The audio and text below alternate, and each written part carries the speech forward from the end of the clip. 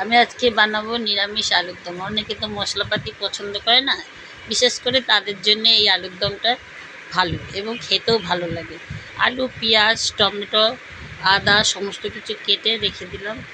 এবার আমি ময়দাটা মাখার প্রস্তুতি করছি। তেল দিয়ে, দই দিয়ে, একটু নুন, একটু চিনি দিয়ে ময়দাটাকে ভালো করে আস্তে আস্তে করে মাখতে হবে। অল্প অল্প জল দিয়ে ময়দাটাকে মাখতে হবে।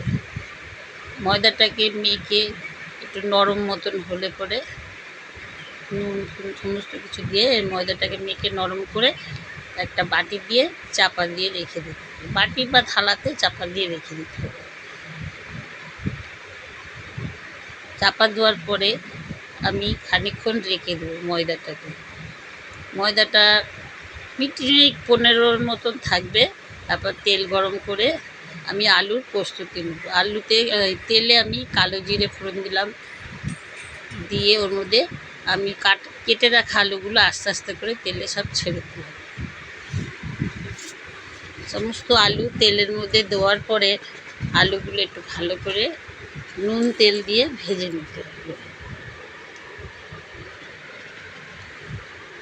নুন তেল, সামান্য হলুদ একটু দিতে পারেন, আবার নাও দিতে পারেন। দিয়ে এইবার আমি মশলাটা করছি। মশলার মধ্যে আমি টমেটো, আদা, ধনেপাতা যা কুচিয়ে রেখেছিলাম সমস্ত কিছু আমি মশলাটা বানিয়ে নিচ্ছি।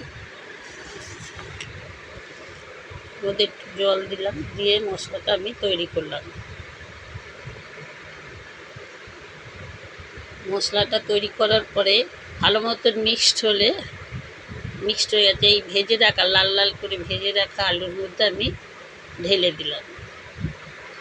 ঢেলে দিয়ে একে আস্তে আস্তে করে আমি ভালো করে নেড়ে চেড়ে মাখিয়ে একটু কষা কষা মতন মাখিয়ে জল ঢেলে দিলাম।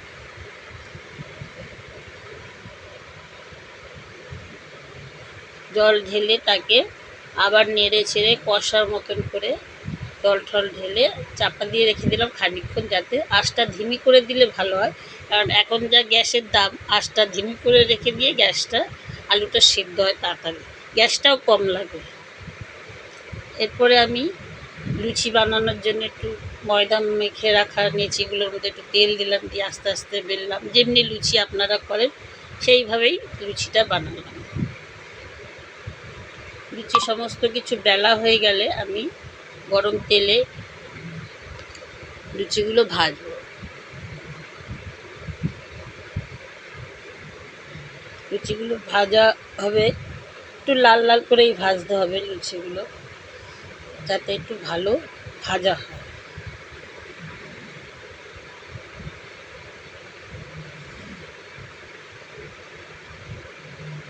ভালো ভেজে লুচিগুলো তুলে রাখলাম। দেখবেন লুচিগুলো নরমও হবে আর তুলতুলেও হবে দই দেওয়ার ফলে। লুচিতে দই দিলে একটু নরম হয় ময়দাটা। লুচিগুলো লাল লাল করে ভেজে রেখে দেবো। ততক্ষণ তরকারিটা আমার হচ্ছে।